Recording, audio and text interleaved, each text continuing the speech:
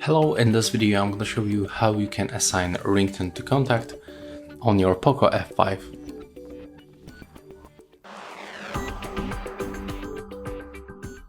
So to do this, you have to open the phone dialer at the first, then switch to the contacts in the right bottom corner.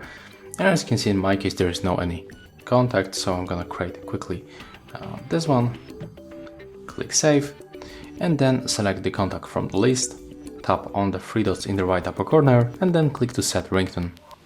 Right now you are able to pick the application that you are gonna pick the ringtones.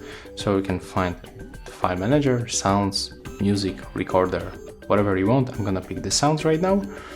And as you can see here, we can find the default ringtones, right?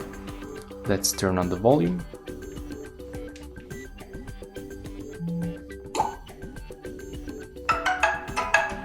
So we can click OK to confirm, and if you want to set the custom ringtone, you have to click to add ringtone and then pick the file from your file manager or, for example, the Google Drive.